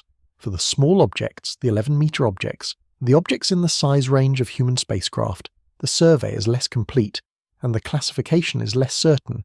Most of them are real asteroids. Some of them, the Loeb argument says, might not be. The asteroid catalogue cannot be fully trusted on those, and the responsibility for telling them apart from spacecraft falls on follow-up spectroscopy and direct imaging that is not routinely performed. In 3 weeks, 1997 NC1 is going to pass us at 6.5 lunar distances. We are going to see it. We are going to track it. We are going to know exactly what it is. That is what a working asteroid catalogue looks like. In 6 years, Hayabusa 2 is going to arrive at 1998 KY26. We are going to find out what that one is, and then we will know whether the asteroid catalogue has been giving us the full picture, or whether there is more hiding in it than we have been told. Part 8. What is hiding in the catalogue? Step back from the specific case. Step back from the orbital mechanics, the missing hyphen, the 6 anomalies, the Hayabusa 2 rendezvous, the Centaur upper stage, the 11-meter object that may or may not be a Soviet probe. Step back and look at what this argument is actually about. The argument is not about whether 1998 KY26 is specifically Phobos 1. That question gets resolved in July of 2031 by imagery, with no remaining ambiguity. Either Hayabusa 2 arrives at an asteroid, or it arrives at a spacecraft. The pictures will tell us. 6 years from now, this particular thread closes. The argument is about what we do not know is in the catalogue. Think about how the asteroid catalogue actually works. There are several survey telescopes around the world that scan the sky every night looking for things that move. Most of what they find are known objects, which they report to the Minor Planet Center to update positional information. Occasionally they find something new. the new object gets a provisional designation. Follow-up observations refine the orbit. If the orbit is well determined, the object gets a permanent number. It enters the catalogue. The catalogue now contains over 1 million numbered asteroids and millions more provisional designations. For most of these objects, the classification as a natural body is correct, because the overwhelming majority of small solar system bodies are natural. The number of objects in the catalogue that might be misclassified human technology is small. 2020 SO was the first confirmed case. The Cloet paper proposed 2005 VL1 as the second. The New Loeb paper proposes 1998 KY26 as the third. These are 3 out of, depending on how you count, somewhere between dozens and hundreds of small dark comet candidates that the surveys have flagged over the past 2 decades. The misclassification rate is not catastrophically high, but it is not zero either. The question that working scientists have to face honestly is what the right policy response is to the existence of any misclassifications at all. The conservative position is that misclassifications happen, they get caught when follow-up spectroscopy is performed, and the system is self-correcting. The progressive position, which is closer to what Loeb is arguing in print, is that the system is not self-correcting because follow-up spectroscopy is not performed on every candidate, and the rate of catching misclassifications is set by the resources we devote to looking for them, rather than by the actual rate at which they occur. The aggressive position, which Loeb does not advocate in print but which can be read between the lines of his framework, is that the misclassifications include not just lost human spacecraft, but possibly other objects of artificial origin that we have not yet bothered to consider. That last possibility is, for most readers, where the argument becomes uncomfortable. It is also where the conversation tends to get hijacked by claims that are not supported by the actual papers being discussed. So let us address one of those claims directly, because it has been showing up in coverage of the Loeb paper, and it does not belong there. There is a piece of folklore from the Phobos 2 mission, which I mentioned briefly earlier. Phobos 2 was the follow-on spacecraft to Phobos 1. It made it to Mars orbit in early 1989. It transmitted images of the moon Phobos for several weeks, and then, just before it was scheduled to deploy its lander, it failed. The last image it transmitted, depending on how you count, was either of the Martian surface or of the moon Phobos. In one of the late images, there is an elongated dark feature against the bright background of the Martian surface that has been interpreted in fringe literature as an unidentified flying object or an extraterrestrial spacecraft. This interpretation has circulated since the late 1980s. The mainstream interpretation of that feature is that it is the shadow of the moon Phobos itself, cast on the surface of Mars during a routine observation sequence. The shadow interpretation is supported by the geometry of the observation, which puts the Sun, the Moon, the spacecraft, and the surface in exactly the relative positions you would need for the Moon to cast a shadow at that location. It is supported by the timing, which places the observation during one of the regular shadow casting events that occur as Phobos passes between the Sun and Mars, and it is supported by the lack of any other corroborating evidence in the surrounding frames, which would have shown a real object moving in the field of view if there had been one. The Loeb paper does not cite the Phobos 2 final image. The Loeb paper does not depend on the Phobos 2 final image. The hypothesis being argued that 1998 KY26 is Phobos 1 has nothing to do with whether Phobos 2 photographed a UFO. The two stories are from the same era. They involve the same Soviet program, but they are otherwise unrelated. Anyone who tells you the Loeb paper is connected to the Phobos 2 final image is mixing two different stories. The fringe story does not belong in the discussion of the Loeb hypothesis, and conflating the two misrepresents what the paper actually claims. The Loeb paper, in its actual content, claims something much more specific. It claims that the orbit of 1998 KY26 is reachable from the silencing position of Phobos 1 through 2 propulsive maneuvers within the spacecraft's performance envelope. It claims that the physical properties of 1998 KY26 are consistent with what we would expect Phobos 1 to look like today.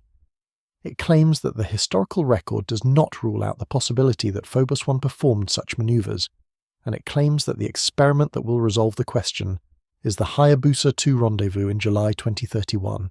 That is the claim. It is not a claim about UFOs. It is not a claim that aliens are visiting our solar system. It is not a claim that the asteroid catalogue is full of artificial objects. It is a claim about one specific object, with one specific candidate identification, with one specific experimental test pending. And it is a claim that, in 5 days of public discussion since the paper was posted to the arXiv, has not been refuted by any of the working asteroid astronomers who would have to refute it. The deeper question, the one that this video has been circling around from the start, is the one that does not get resolved in July of 2031. It is the question of what else might be in the catalogue that we have not bothered to check. If 1998 KY26 turns out to be Phobos 1, that establishes that lost Soviet hardware can hide in the asteroid catalogue for 38 years. If 2005 VL1 ever gets verified as Venera 2, that establishes that the pattern extends to multiple Soviet missions across multiple decades. If 2020 SO, which is already confirmed, is taken seriously as a precedent, that establishes that the pattern extends to American hardware as well. 3 different spacecraft, 3 different agencies, 3 different mission types, all drifting in solar orbits that brought them close enough to Earth to be picked up by ground-based surveys, all classified for some period of time as natural objects before someone thought to check. For every confirmed misclassification, there are presumably others that have never been checked. There is no public estimate of the number, because nobody has done the spectroscopic survey of every dark comet candidate that would be required to establish it. Some working astronomers have argued that the number is small, maybe a handful in total. Other astronomers, including Loeb, have argued that the number could be much larger, depending on how many human spacecraft are currently in solar orbits, whose precise current positions are not known. The number of total human spacecraft launched into trajectories that might have ended up in solar orbit is in the hundreds. The number of those whose current positions are precisely tracked is small. The rest are presumed to have fallen into the Sun, escaped the solar system, or settled into stable orbits where they have not been recovered. The asteroid catalogue, the Loeb argument says, may contain some of those settled orbit derelicts. The implication for the Near-Earth Object Program is real. The same surveys that find genuine planetary defense targets like 1997 NC1 are also finding small anomalous objects that may not be asteroids at all. The classification system was designed to handle natural bodies. It is not optimized to detect human technology contamination. The work of cleaning up the contamination, of identifying which dark comet candidates are spacecraft and which are real natural anomalies, has barely started. The Hayabusa 2 rendezvous is going to give us one data point on one object. For every other potentially misclassified object in the catalogue, the follow-up may never happen. This is the version of the question that does not close in 2031. This is the version that follows us forward. What you have to decide watching this video is how much credence to assign to the broader framework. You can decide that the Loeb hypothesis on 1998, KY26 is interesting but unlikely, and that the asteroid catalogue is mostly fine. You can decide that the hypothesis is plausible but not yet proven, and that you will wait for Hayabusa 2 to tell us what is actually there. You can decide that the pattern across 2020 SO and the Loeb papers is strong enough that the catalogue needs serious systematic spectroscopic follow-up before it can be trusted. Or you can decide that the broader framework, which Loeb sometimes alludes to but which the new paper does not directly endorse, is worth taking seriously enough to look at whether some of the misclassifications might be artificial in ways that go beyond lost human spacecraft. The honest answer is that the working scientists who specialise in this kind of question are split, and they will remain split until the data adjudicates. The data on the most important test case will arrive in July of 2031. The data on the broader question of how many misclassifications there are in the catalogue may never fully arrive, because the spectroscopic follow-up needed to settle it has not been funded, and probably will not be. So we wait. We wait, knowing that there is at least one object in the asteroid catalogue that a Harvard physicist has argued, with mathematics in print, may be a piece of 1988 Soviet hardware. We wait, knowing that there is a Japanese spacecraft already on its way to it. We wait, knowing that in 5 years, the question of what 1998 KY26 actually is will be settled forever. And we wait, knowing that the same question, asked about everything else in the catalogue that we have not bothered to verify, may not have an answer for decades to come. The asteroid catalogue contains, today, a strange object 11 meters across. It is spinning every 5 minutes. It reflects more than half the sunlight that falls on it. It is on an orbit that resembles a Mars transfer trajectory. Its acceleration is consistent with sunlight pushing on a thin reflective surface, and there is no detectable outgassing to account for the acceleration any other way. A Harvard physicist has published a paper claiming it is the lost Soviet spacecraft Phobos 1, silenced in 1988 by a missing hyphen in a ground control command and adrift in solar orbit ever since. A Japanese spacecraft is 6 years from finding out whether he is right, and somewhere out there, on orbits no one has thought to look at, there may be more of them. What you call them, when we find them, depends on what they turn out to be. If they are human, we will call them recovered. If they are not, we will have to decide what to call them then. But the catalogue that maps the solar system as we understand it today, is going to look different by the end of the decade. We are going to find out in July of 2031 whether the first revision to that catalogue is a Soviet ghost or something stranger, and after that, we are going to have to decide whether to look harder at the rest. There is one final way to think about this. It is the analogy Loeb himself used in his Medium essay accompanying the paper, and it is worth ending on because it captures the structure of the larger question better than anything else I could write. Loeb compared the current situation with the asteroid catalogue to the situation Galileo Galilei faced when he argued, in the early 1600s, that the Earth moves around the Sun rather than the other way around. The mainstream of his era did not accept the argument. The mainstream had a working model of the solar system, the geocentric model, that had explained the observations adequately for over 1,000 years. Galileo's argument required reconsidering the model from the foundations. The mainstream resisted. The resistance lasted for centuries. In 1992, the Vatican formally acknowledged that Galileo had been right. The acknowledgement came 350 years after the fact. By the time it arrived, no working astronomer needed it. The heliocentric model had won the scientific argument long before the institutional acknowledgement caught up. The Loeb analogy is that the asteroid catalogue and the dark comet category may be in a position similar to the geocentric model. They explain the observations adequately most of the time for most objects, but there is a small population of objects for which the explanation is shaky, and the shakiness is being papered over by adding categories rather than reconsidering the foundations. The Hayabusa 2 rendezvous in this analogy is the equivalent of Galileo's telescope. It is the new instrument that will provide the kind of evidence that older instruments could not provide, and what we see when we look through it, in July of 2031, will either confirm the existing model or force the kind of reconsideration that takes decades to absorb. This is not a comfortable analogy for the mainstream of asteroid science. It implies that the community has been too quick to add categories rather than to question the underlying assumptions. It implies that working physicists who have argued for artificial origin explanations have been treated unfairly. It implies that the long-term direction of the field will move toward Loeb's framework rather than away from it. None of those implications is guaranteed by the analogy. The analogy may turn out to be wrong. Galileo was a singular figure, and his comparison to any contemporary scientist requires care. The dark comet category may, in the end, be entirely valid. The Loeb framework may in the end be entirely wrong. We do not know yet. But we will know. That is the part that matters. The asteroid catalogue today contains an object that a Harvard physicist has argued, with mathematics in print, may be the lost Soviet spacecraft Phobos 1. A Japanese spacecraft is already on its way to find out. The rendezvous is 6 years away. And whatever the photographs show when they finally come back will tell us something about the catalogue as a whole that we did not know before. It will tell us something about Oumuamua. It will tell us something about what else might be hiding in orbits we have not bothered to check. And it will tell us, perhaps most importantly, whether the asteroid catalogue has been giving us the full picture, or whether we have been looking at a partial picture for 38 years without realizing it. That is the bet.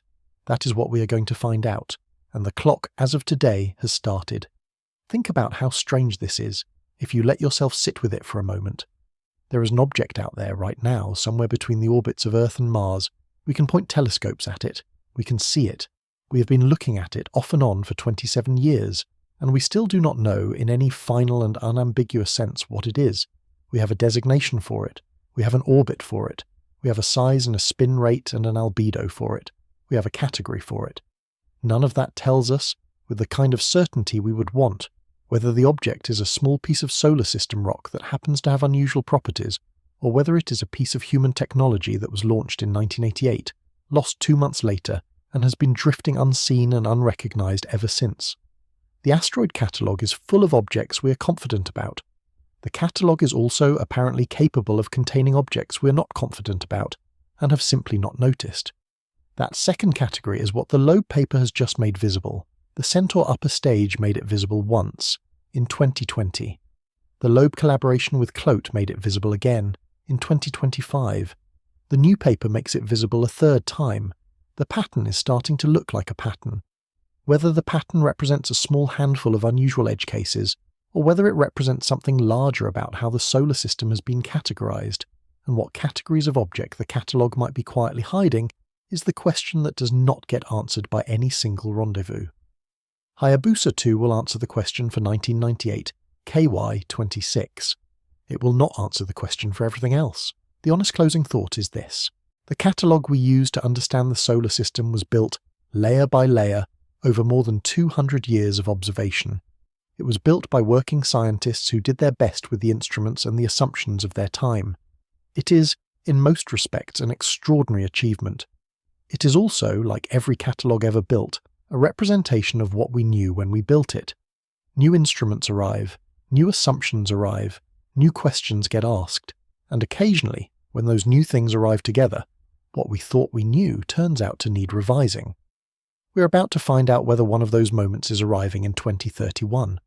The rendezvous will happen, the photographs will come back, and what they show will either reinforce the catalogue as we have it, or force a revision of a kind we have not faced before. The only thing we have to do in the meantime is wait and watch, and remember that the asteroid catalogue, the catalogue that maps everything we think we know about the small bodies of the solar system, may have been hiding something in plain sight for 38 years. 6 years from now, we will know.